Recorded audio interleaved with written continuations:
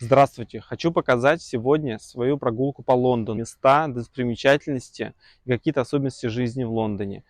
Начну прогулку с района Твикенхэм. Это пригород Лондона, находится недалеко от Ричмонда. Знаменит поклонникам регби, так как здесь находится самый большой стадион в стране. Также район знаком любителям сериала «Тед Лассо», так как он много раз показывается во втором сезоне. Район очень живописный, находится на берегу Темзы. Здесь очень развиты водные виды спорта, а также отдых на воде, катание на лодках, катерах. Это место вы могли видеть в первой серии второго сезона сериала «Тед Лассо». О, чуть не забыла. Ребекка зовет на той неделе на двойное свидание. Охренели все. Здесь находится лодочный клуб. Также здесь есть очень живописная набережная с пабами и кафе. Тут очень красивый паб. Подходим к музею истории района. Тут есть табличка, которая говорит, что район был построен в 1720 году. В это время было построено и это здание.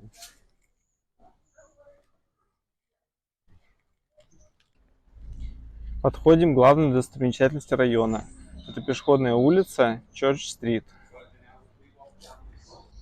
Здесь находится множество кафешек, ресторанов. Эту улицу вы также могли видеть в третьей серии второго сезона сериала «Тед Лассо». Келли продвигает странное приложение для знакомств. Это где нет фоток? Оно самое. Очень красивые и очень старинные здания.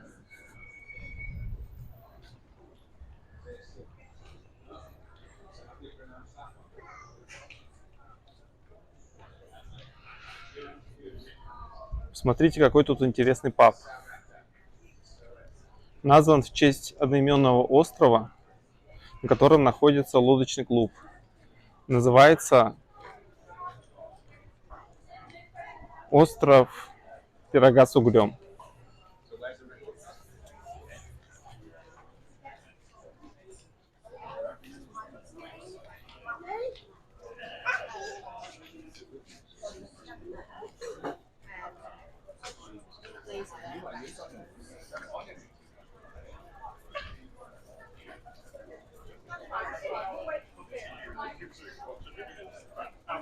Эта улица напоминает средневековые улицы, по которым ездили на лошадях.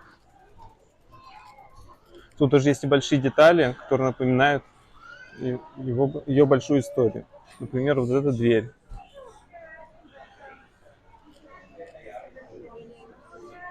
Также тут есть очень старый, знаменитый паб «Лиса». Основан в 1670 году, соответственно, уже ему больше 350 лет. До сих пор действует.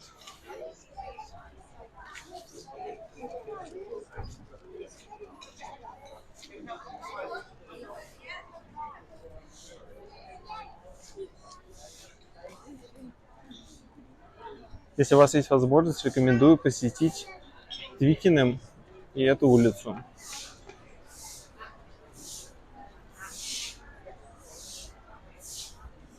Далее пойдем на железнодорожную станцию, поедем в центр, посмотрим достопримечательности. Даже по этому пабу видно, что в этом районе живут любители регби. Смотрите, какой мяч на крыше. Железнодорожная станция Твикенхэма. Это современное здание.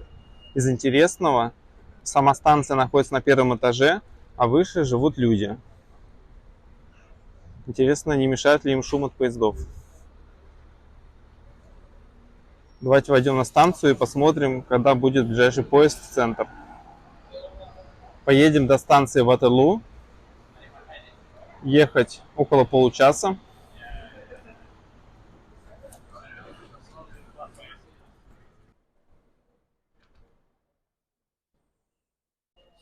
Билет можно купить в кассе, но не обязательно. Воспользуемся банковской картой. Идем на платформу. Здесь есть лифт для колясок и велосипедов. Пойдем по лестнице.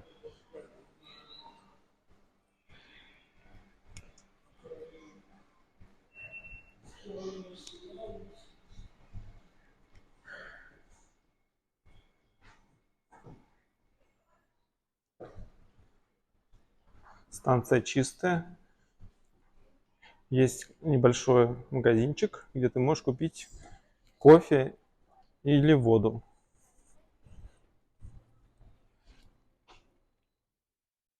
Тут можно посмотреть следующие поезда в обратную сторону. Наш поезд будет в 14:31. Через 20 минут.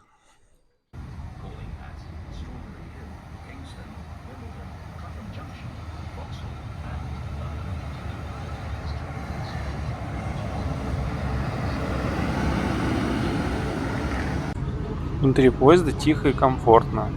Есть подставка под кофе.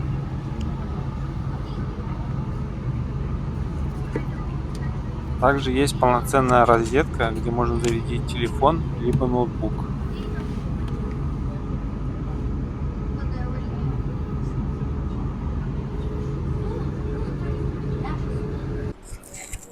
Приехал на станцию Waterloo. Это один из самых старейших вокзалов. Он был построен в 1848 году, перестроен в 1922. Вокзал является одним из самых нагруженных во всей Великобритании. В год через него проходят 40 миллионов пассажиров. Также эта станция самая большая по площади и числу платформ. Также во всей Великобритании. Здесь 24 платформы.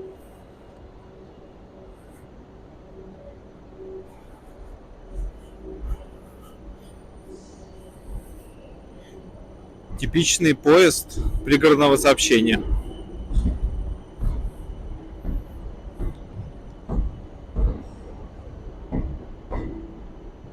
Поезда отличаются по цвету в зависимости от компании. В Великобритании нет единой компании, которая управляет всеми поездами. На каждом направлении действует своя компания.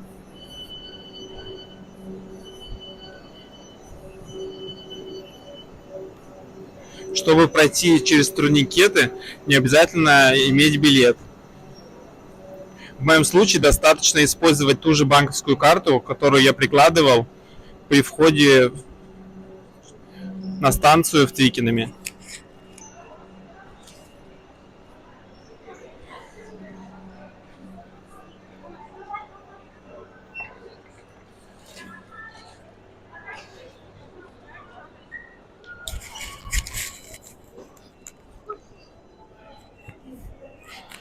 Вокзал действительно очень большой.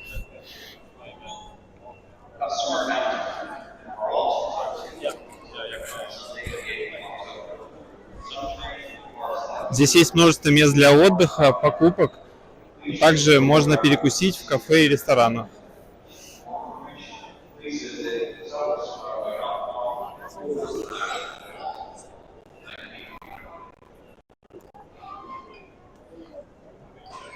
Станция обслуживает направление на юго-запад от Лондона, в сторону таких городов, как Плимут, а также остров Уайт.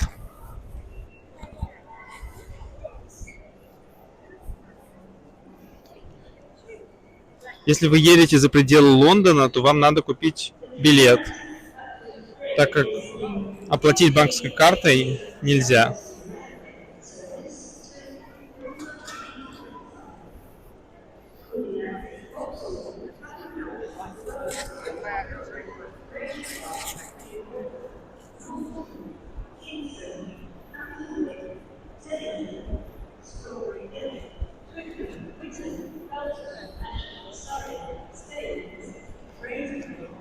Интересные большие часы. Скорее всего, очень старые.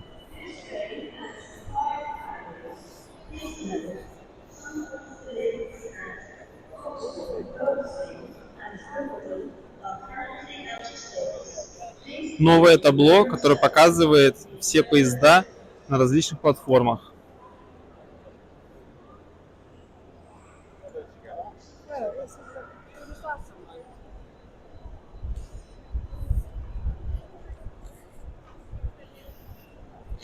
Еще одно место, где можно купить билет.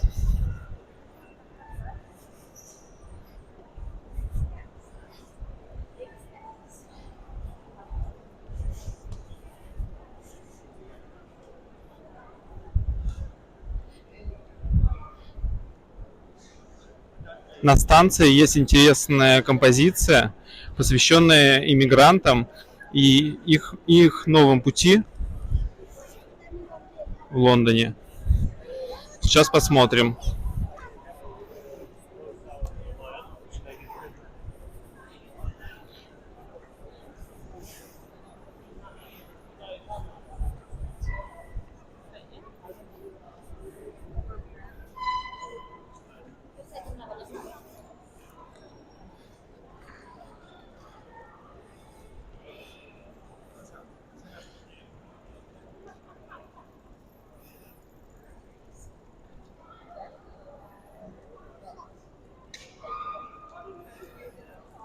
Такая вот интересная композиция. Семья прибыла на новое место жизни с кучей чемоданов.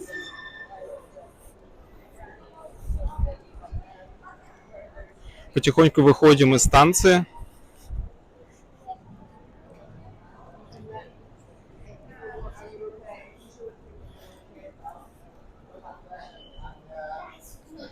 Недалеко от Ватерлоо находится самый большой кинотеатр IMAX в Великобритании.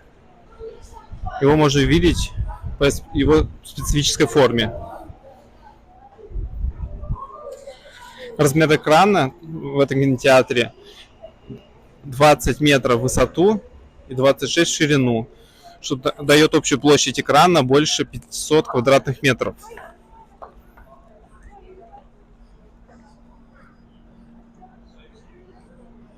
Если посмотреть налево, то можно увидеть Шард, самое высокое здание Западной Европы.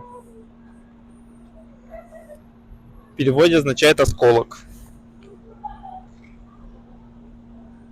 Так выглядит вокзал Ватерлоо снаружи. Красивое старинное здание.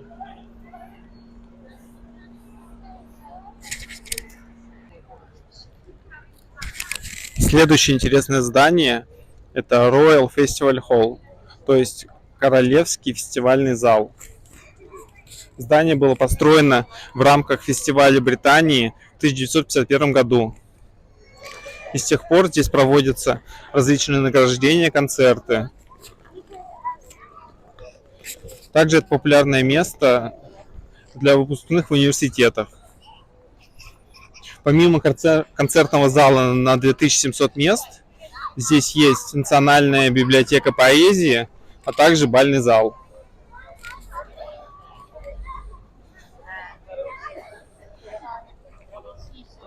Около здания находится традиционное место уличной еды. Здесь можно отведать различные блюда из множества стран мира.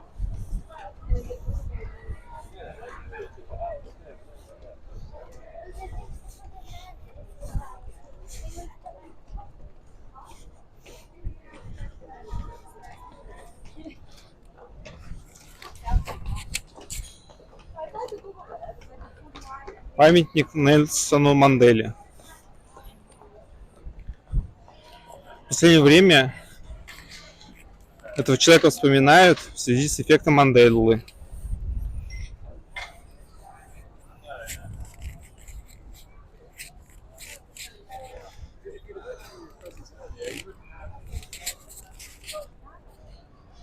Далее впереди мы видим мост. Называется Golden Jubilee Bridge. Мост был построен в 2002 году в честь 50-летия королевы на престоле.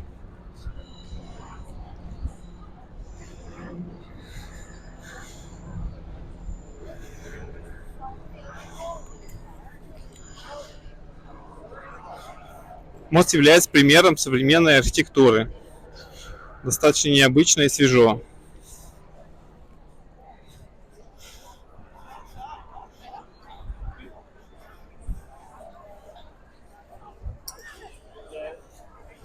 Здесь находится очень популярная для прогулок набережная Темзы. Называется Саусбанк, то есть Южный берег.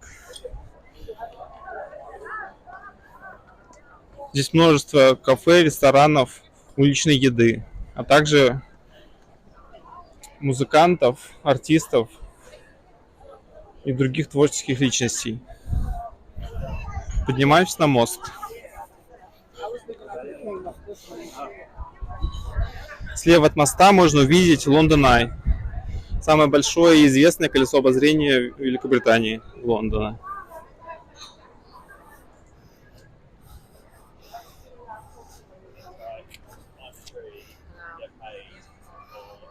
Такой вот красивый мост.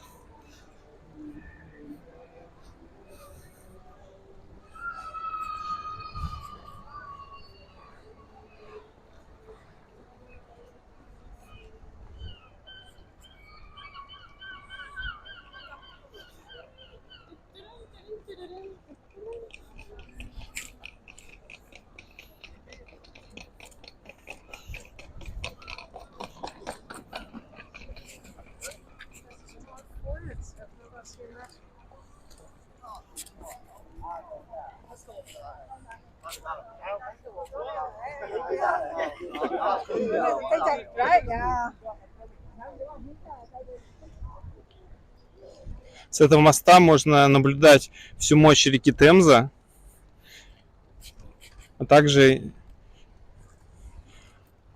вид на Лондон-Сити.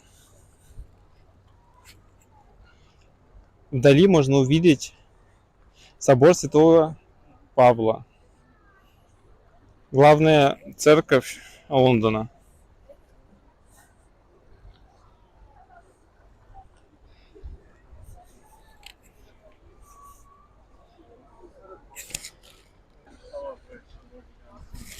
С моста можно наблюдать деловой центр Лондона, Лондон-Сити.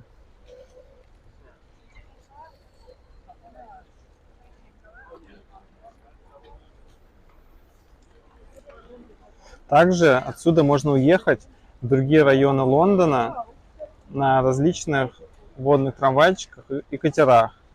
Например, это Uberbot, скоростной катер, управляемый Uber. Едет в сторону Гринвича. Также есть другие типы лодок.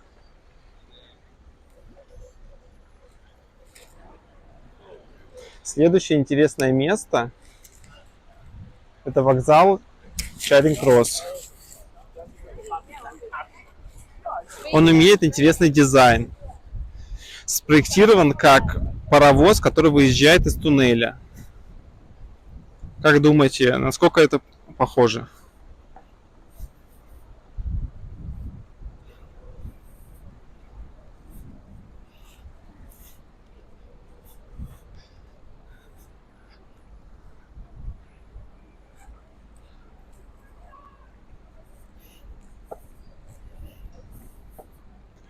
В центре Лондона постоянно очень много людей, как туристов, так и местных жителей.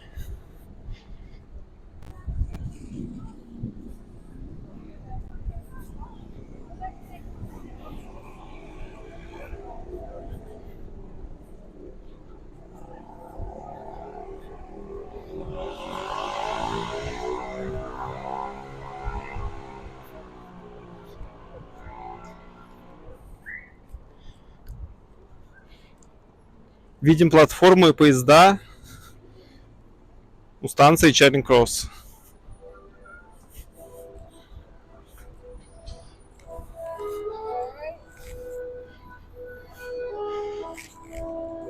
Пример уличного музыканта.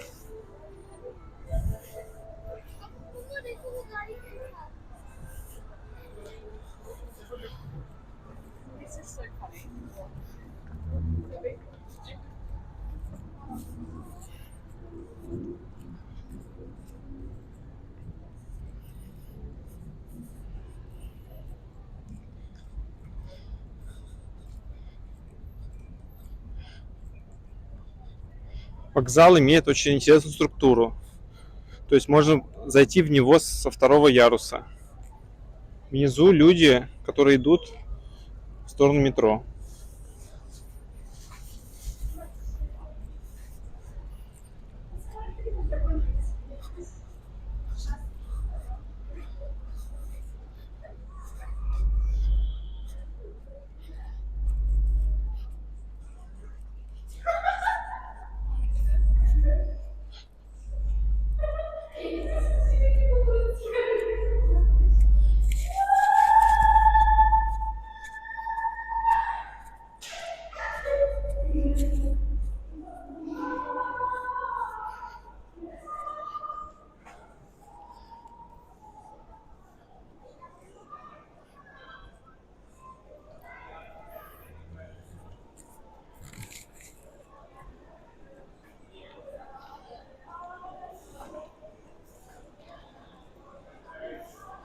Слева можно увидеть табличку, которая говорит о том, что в этом доме жил Киплинг, автор Маугли. Сейчас это очень оживленное туристическое место.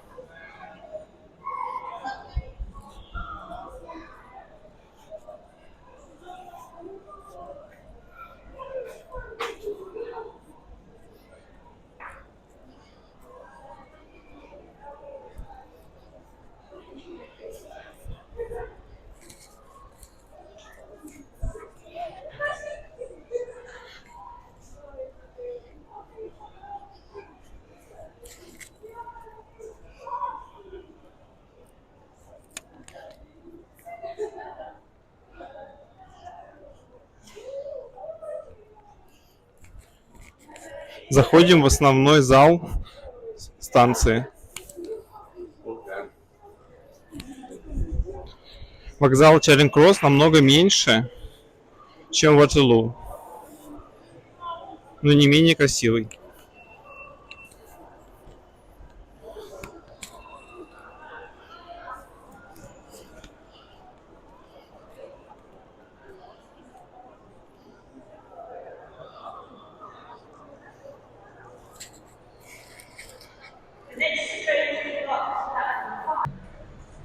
Станция Чаринг-Кросс с улицы. Как и многие другие вокзалы, над ним находится либо жилой дом, либо, как в данном случае, отель.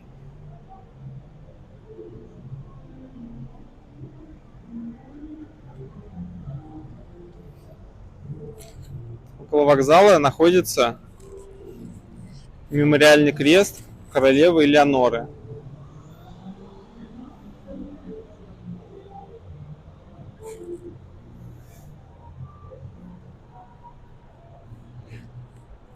Крест возвели в 1865 году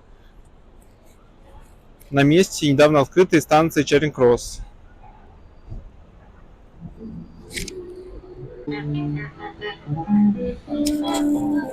Еще один уличный музыкант.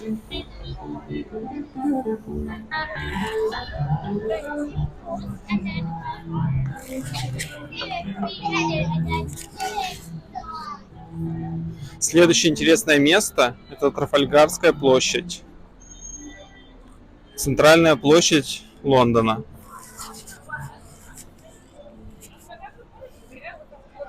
Впереди мы видим Национальную галерею. Любой желающий может бесплатно прийти в галерею и посмотреть на лучшие картины мировых художников. Например, Ван Гога.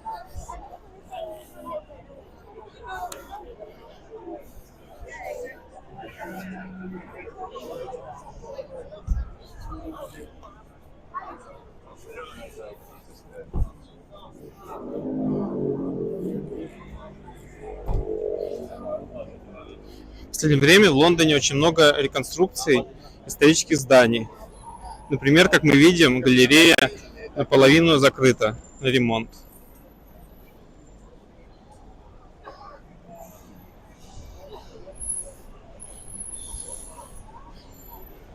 Здесь очень людно, и похоже, сегодня проходит какое-то мероприятие.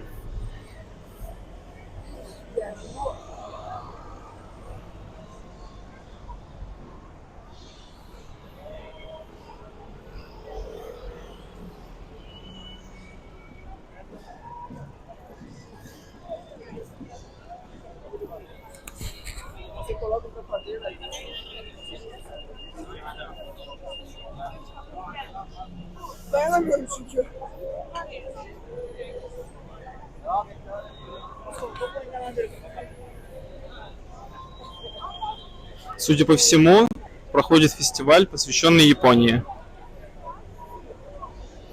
Очень много людей.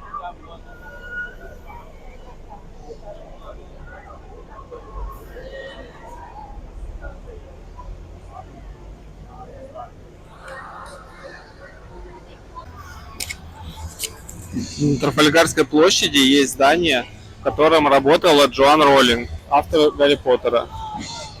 Если посмотреть на это здание, то на верхнем этаже находилось издательство, в котором она работала.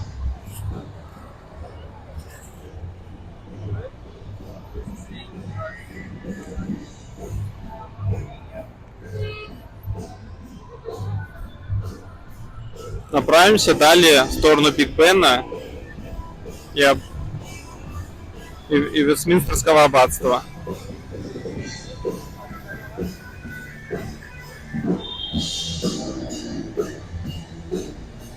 Играет какая-то группа. Посмотрим поближе.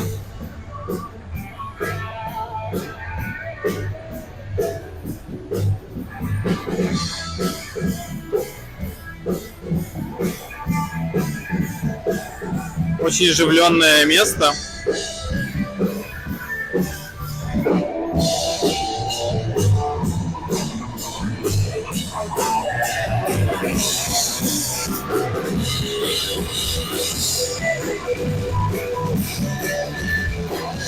Очень необычно.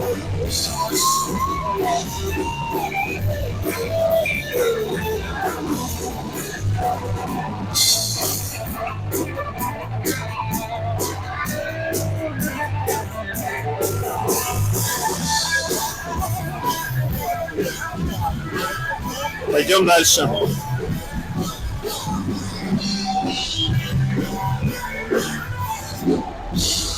Знаменитые двухэтажные автобусы.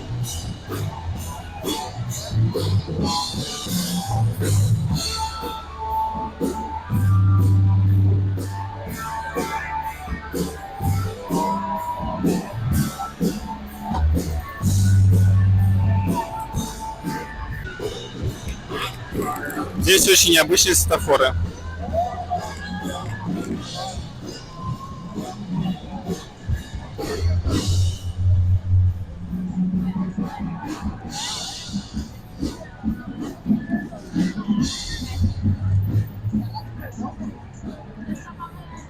Посмотрим на Трафальгарскую площадь.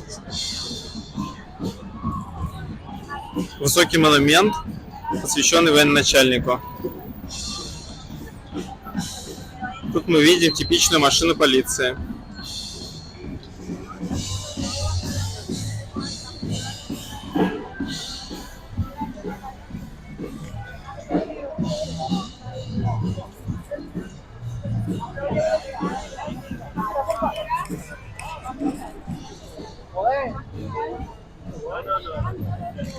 Сегодня невероятно много людей.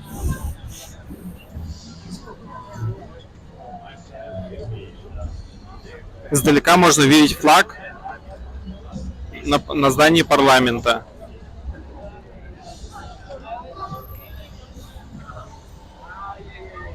Также видим Биг Бен. Попробуем поснимать поближе.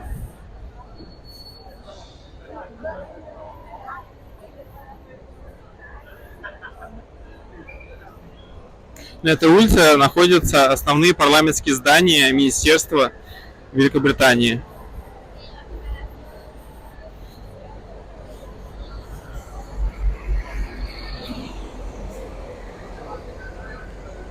Еще один очень красивый паб.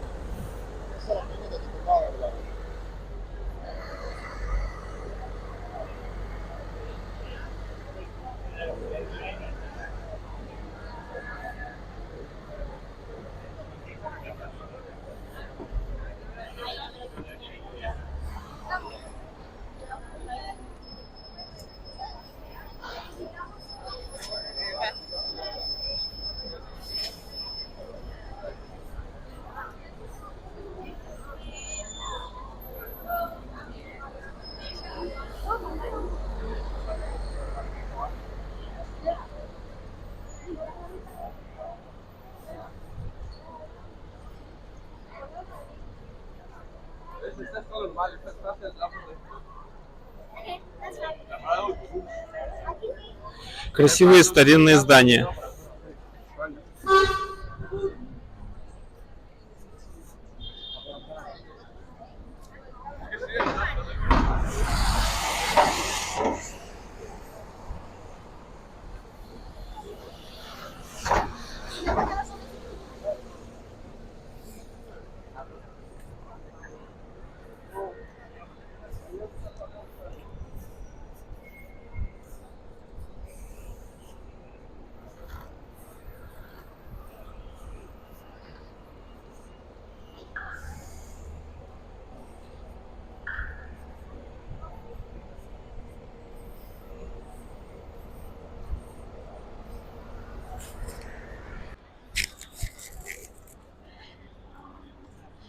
Здесь находится королевская кавалерия. Может сфотографироваться с лошадью и наездником. Очень популярное место.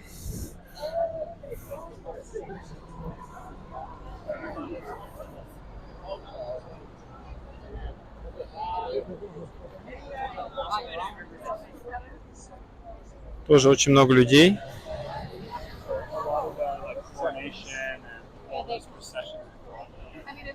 Второй наездник.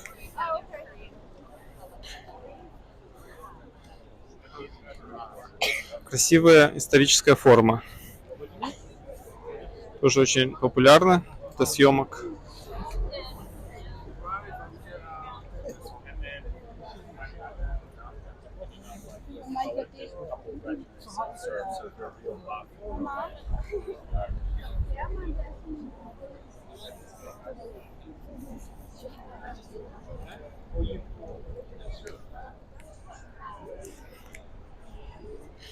Далее потихоньку идем в сторону Даунинг-стрит. Здание, в котором находится кабинет премьер-министра.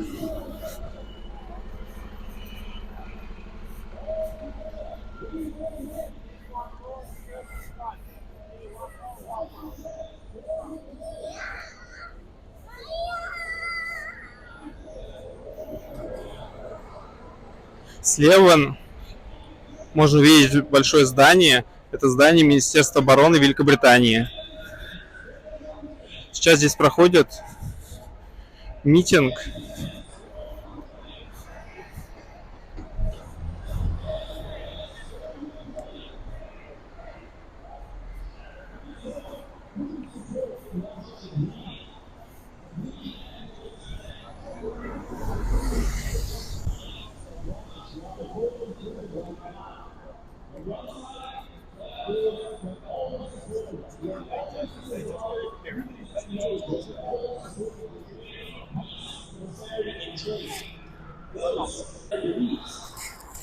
Монумент, посвященный женщинам Второй мировой войны.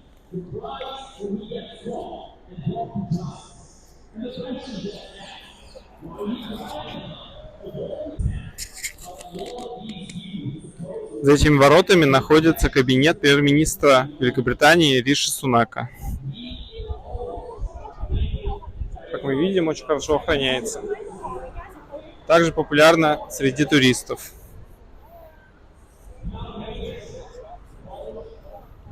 Это Даунинг-стрит.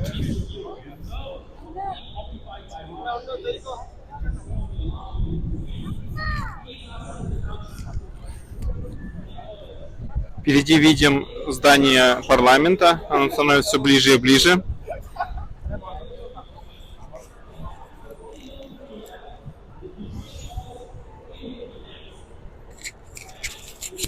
Это здание тоже относится к министерству. Очень красивое старинное здание 18-19 веков.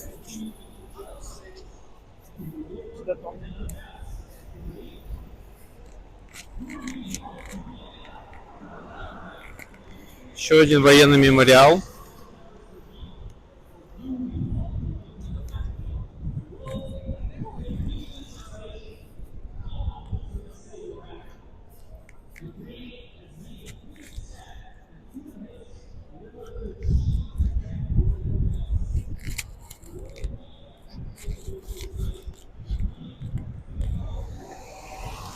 Подходим постепенно к одной из самых популярных туристических площадей – площадь парламента. На этой площади можно одновременно наблюдать Биг Бен, здание парламента, Вестминстерский дворец.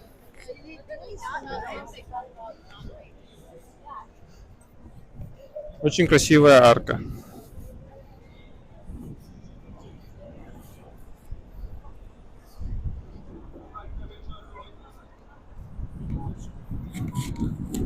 Отсюда можно пройти в музей Черчилля.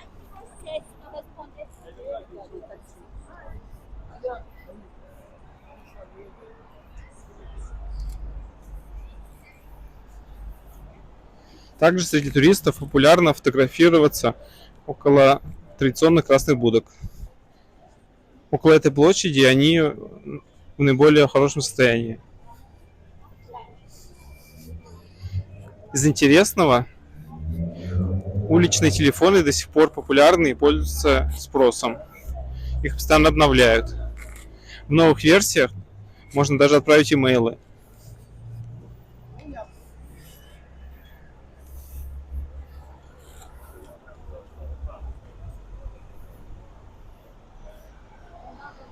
Налоговая служба Великобритании.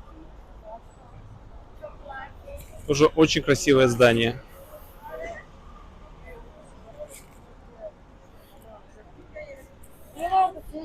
Также в этом здании находится департамент цифровой культуры, медиа и спорта. Очень интересно. Еще несколько телефонных будок.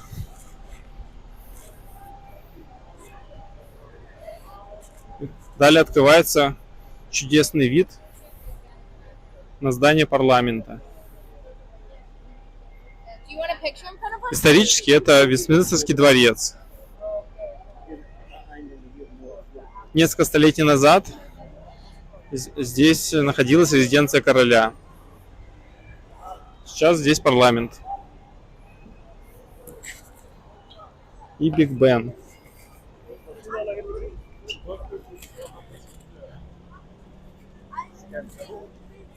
Биг Бен снова открыли только год назад. До этого на протяжении 6 лет он был полностью закрыт на ремонт. Так что сейчас можно насладиться его видом. Очень красиво.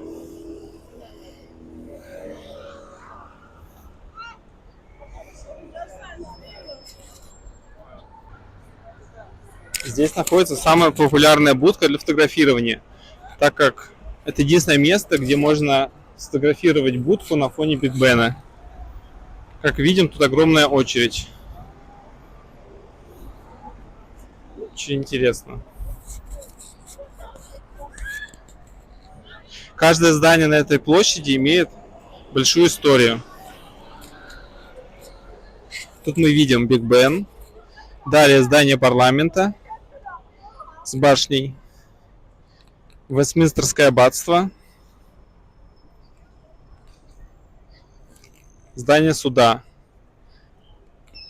А также здание министерства.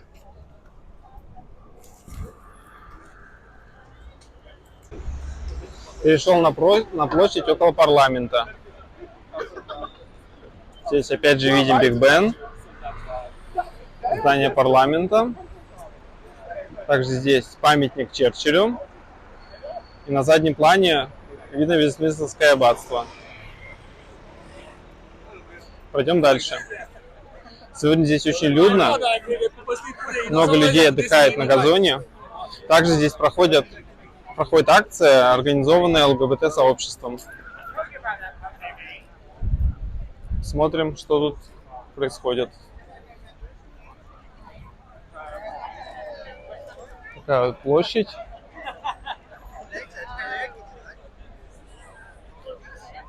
Здесь очень популярно в выходной день отдыхать таким образом. Прийти в парк, сесть на газон и отдыхать.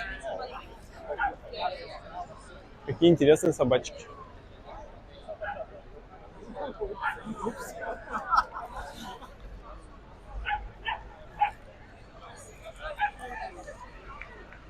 Еще собачка. Здесь видим акцию.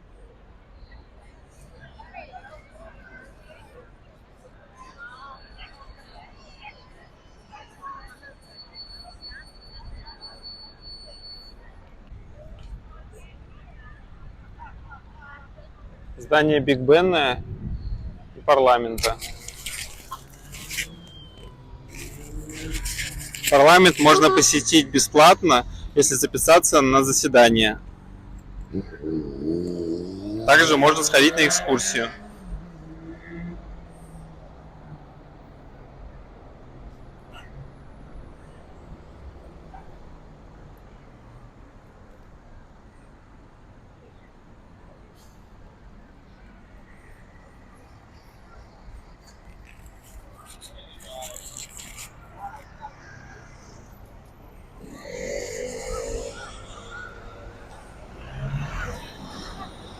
Туристический автобус.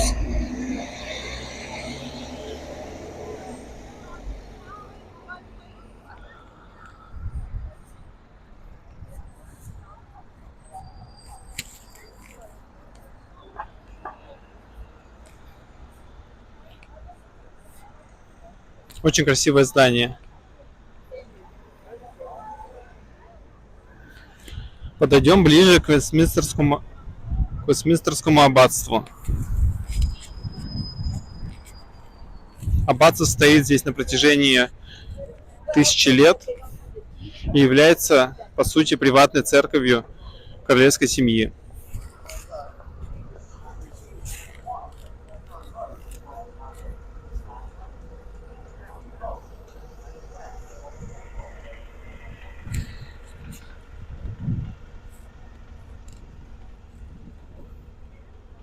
Аббатство также ремонтируют.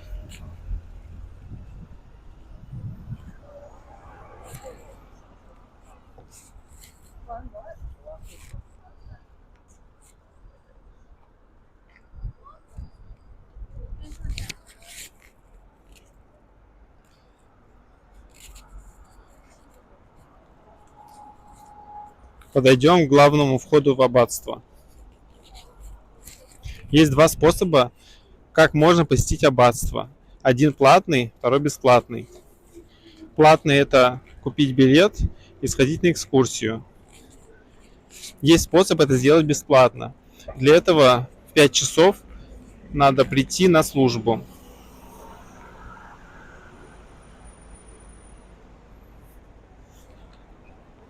Это небольшой секрет, как можно посетить практически любой собор и храм в Великобритании.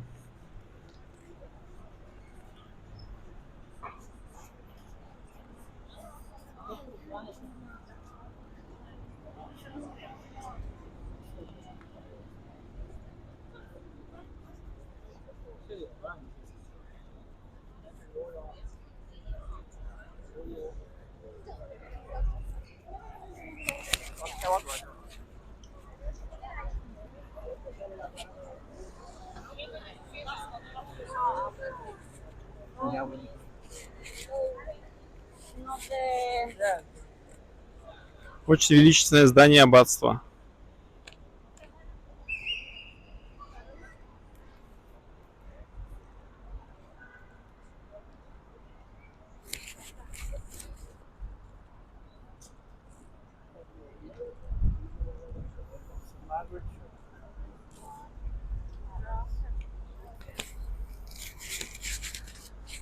Это небольшая церковь, называется Церковь Святой Маргариты.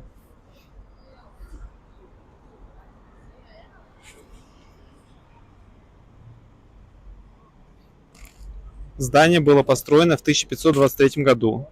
То есть в текущем состоянии ему уже больше 500 лет.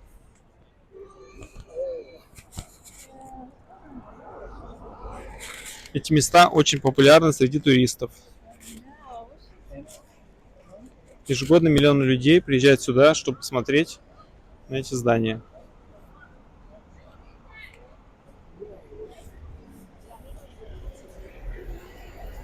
Еще один туристический автобус. На такой автобус действует система, по которой ты один раз покупаешь билет и можешь сходить и снова садиться на автобус в течение дня.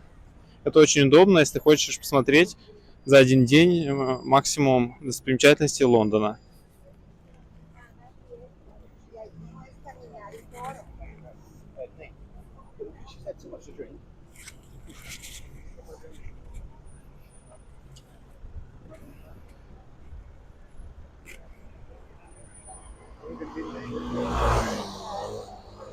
Огромное здание аббатства.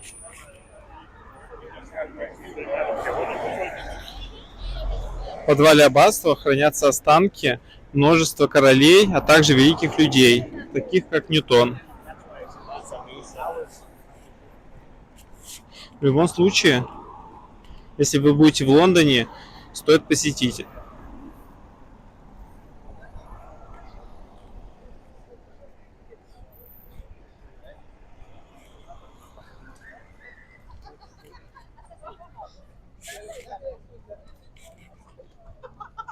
Центр Елизаветы II. Здесь проходят различные конференции. Также здесь находится большая церковь. Если не ошибаюсь, это главное здание церкви методистов. Это одно из течений христианства.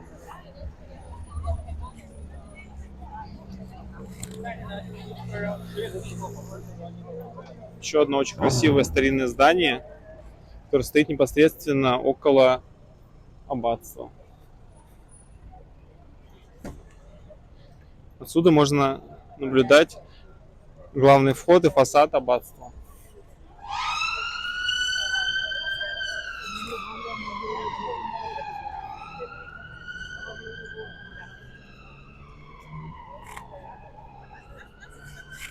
Здание невероятной красоты.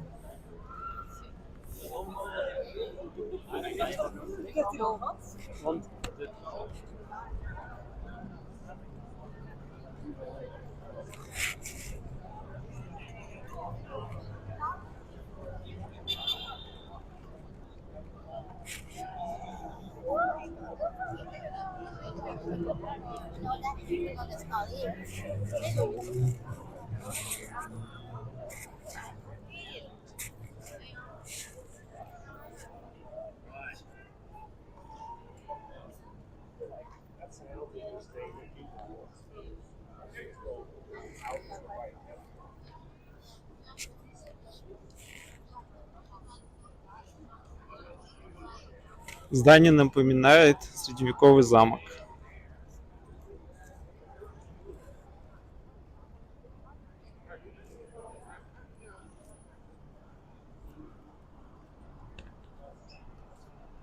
Церковь тоже очень красивая.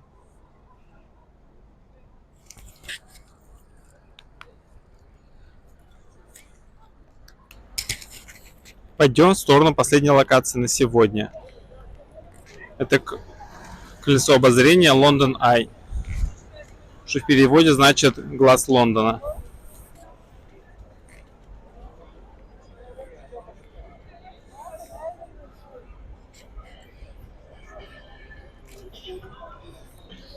Еще раз можно посмотреть издалека на здание министерств. Очень красивые и величественные.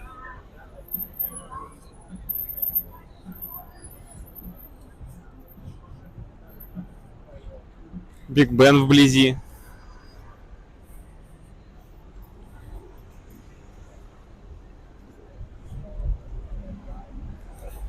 Интересный факт, который многие, наверное, уже знают, что Биг Бен — это не название башни, а только название большого колокола внутри башни.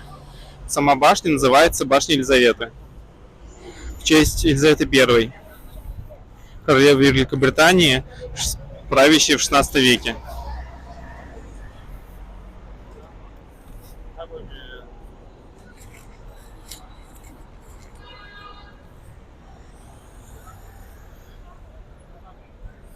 Здесь находится станция Вестминстер Стейшн. Ближайшая станция, если вы хотите приехать сюда на метро.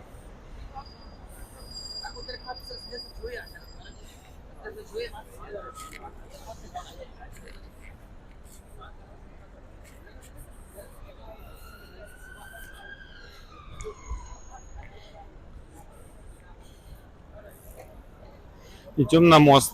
Отсюда хорошо видно колесо, а также с моста шикарный вид на Вестминстерский дворец, то есть здание парламента.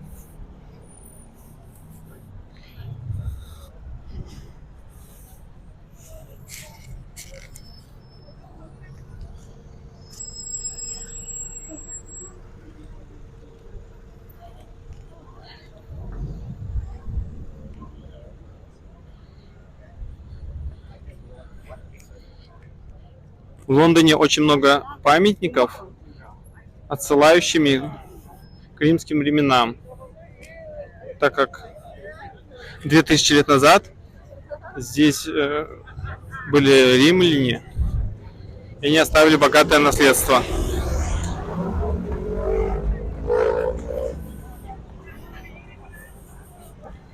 Мост очень популярен.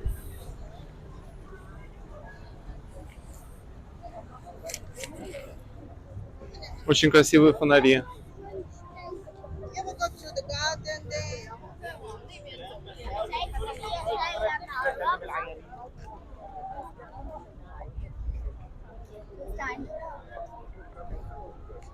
Видим здание парламента с воды.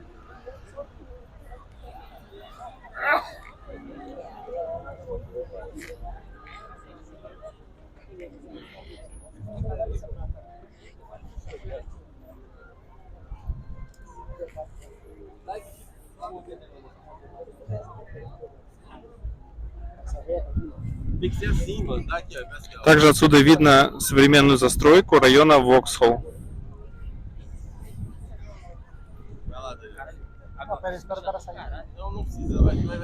Интересный факт, что на русском языке слово «вокзал» произошло от названия района Воксхолл.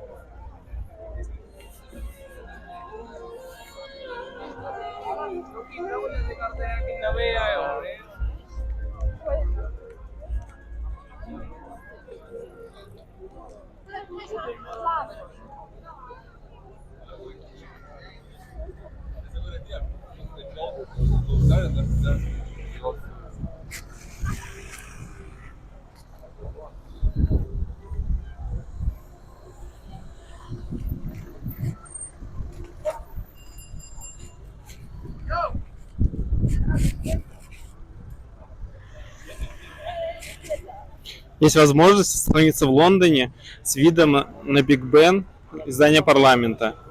Впереди вы видите отель.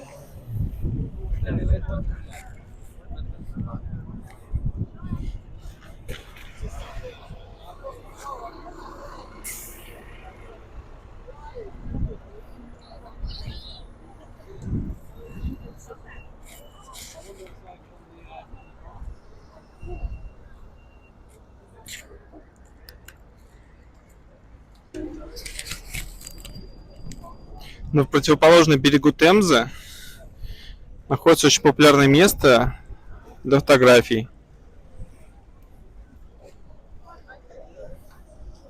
Отсюда открывается прекрасный вид на здание парламента с Биг Беном. На мой взгляд, это лучший вид на эти здания.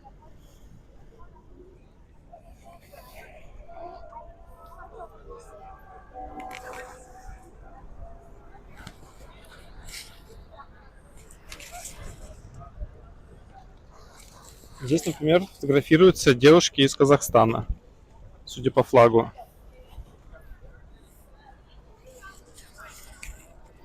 Идем в другую сторону.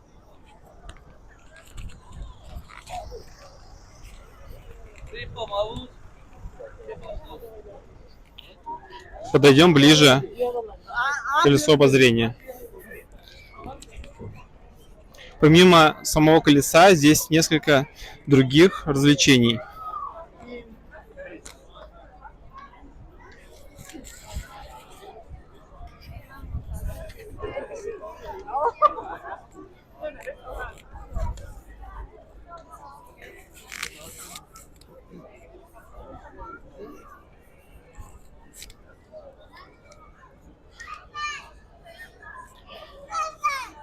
Здесь находится также очень популярное место для фотографий.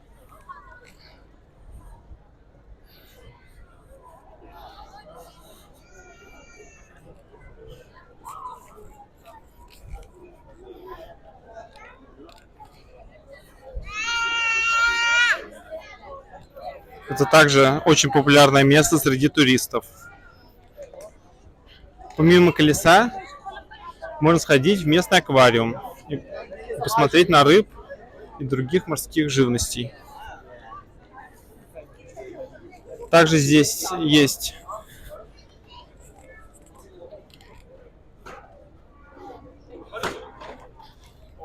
развлечения для детей, такие как «Приключения Шрека»,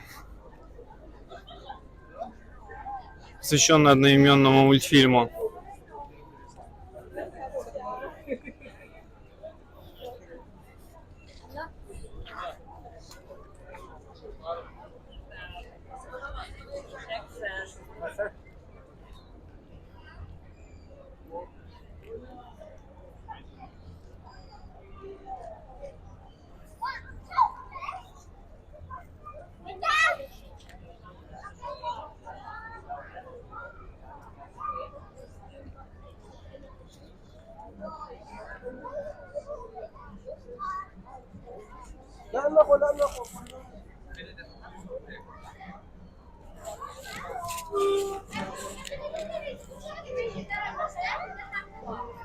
Также есть так называемый London Dungeon.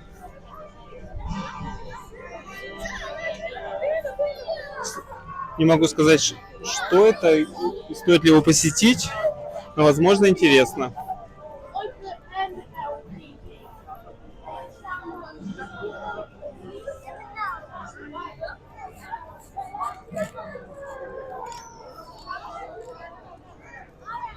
Огромное колесо. По форме оно напоминает колесо велосипеда со спицами. Интересный факт, что в ночное вечернее время колесо подсвечивается красным цветом. Это связано с тем, что Coca-Cola является главным спонсором, который финансирует колесо. Поэтому красный цвет связан с этим.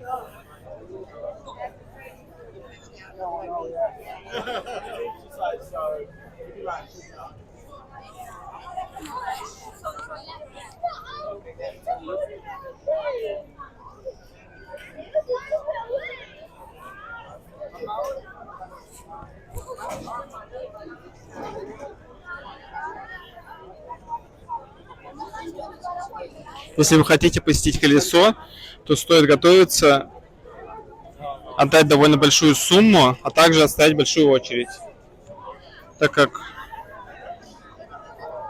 аттракцион чрезвычайно популярен.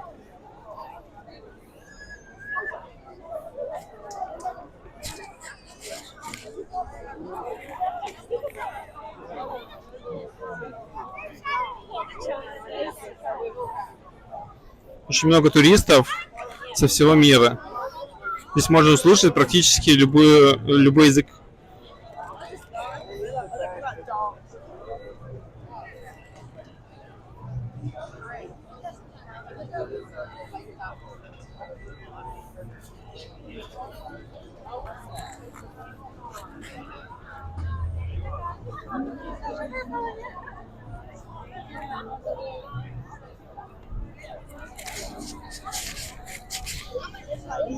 Далее идем на набережную, которую я показывал с моста, где множество уличной еды, артистов, музыкантов. Посмотрим, кого встретим сегодня.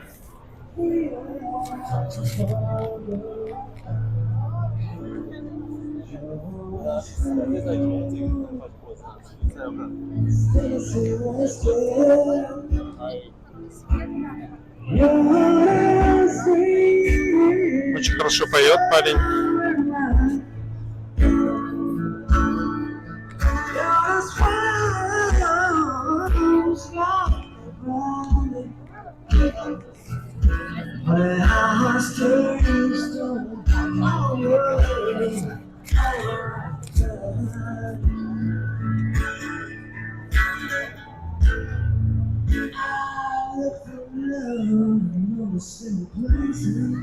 Если вы хотите иметь квартиру с видом на историческую часть, на Биг Бен, на парламент и на Темзу, то здесь одно из лучших мест, где можно купить квартиру.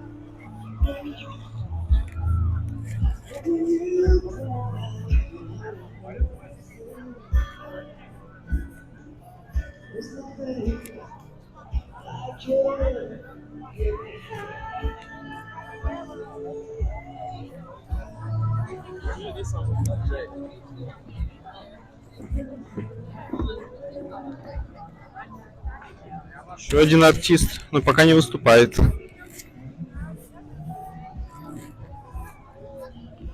Что-то интересное впереди. Сейчас посмотрим, что это.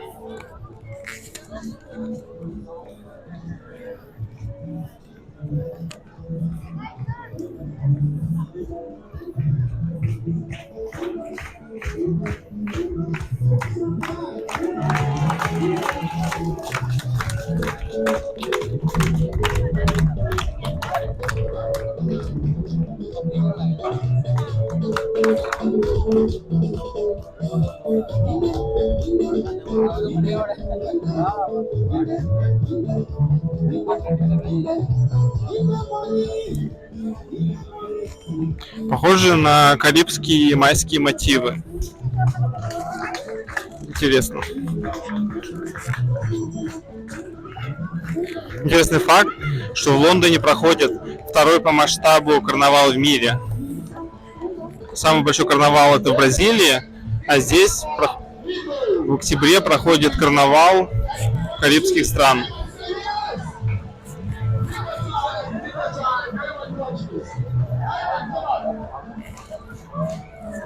Забавная детская карусель. 3,5 фунта за человека.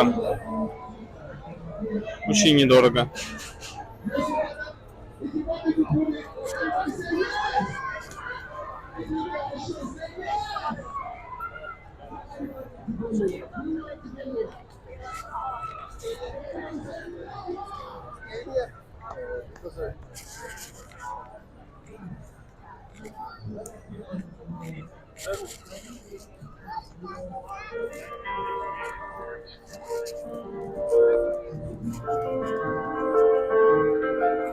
Еще один уличный музыкант.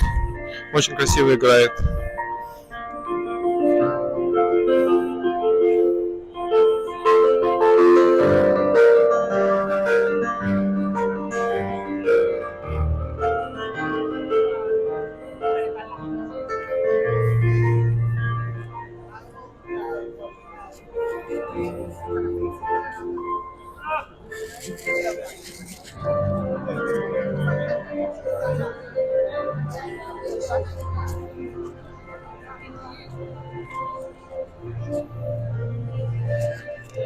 Проходим под мостом, по которому мы шли в начале. Мост, который ведет к вокзалу Чаринг-Кросс.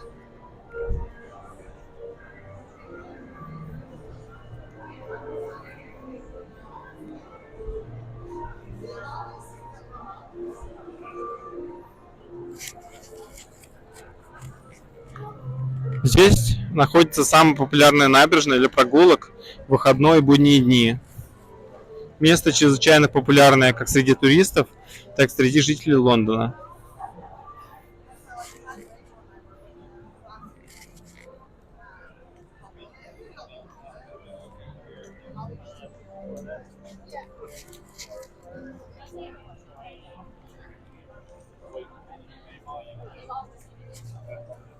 Концертный зал фестиваль-холла.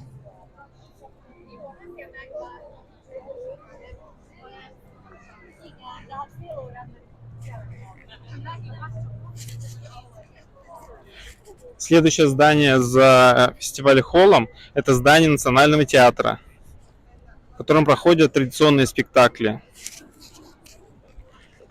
В Лондоне очень популярны мюзиклы, и не так много мест, где можно посмотреть обычный спектакль. Это одно из них.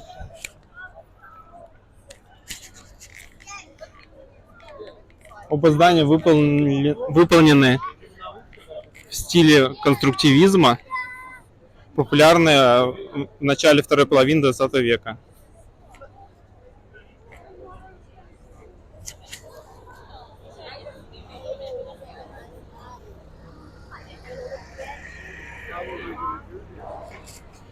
Подходим еще к одному интересному месту.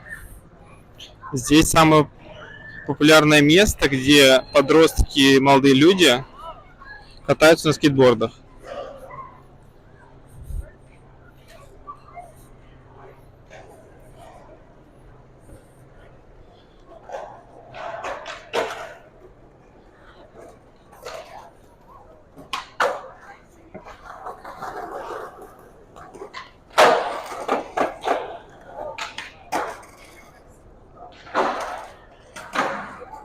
Также здесь видно множество граффити.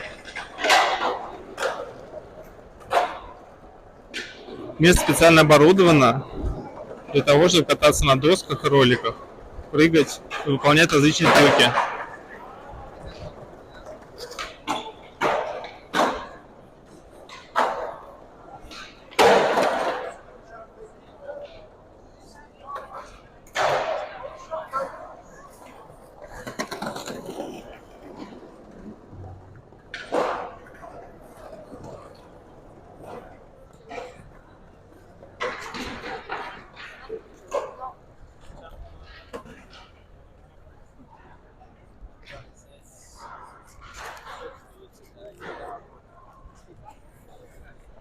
Еще одно интересное место на этой набережной – это распродажа книг.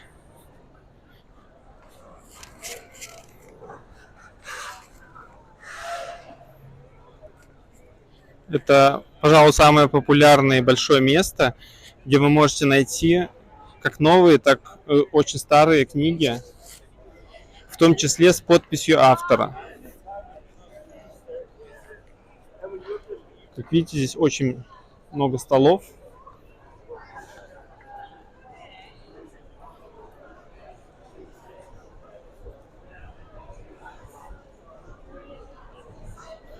Чрезвычайно популярное место среди всех любителей литературы.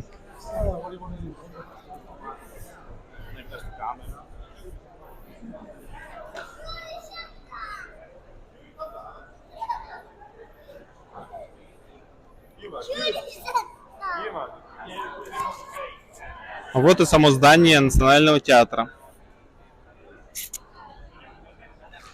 Очень много бетона, брутальный внешний вид.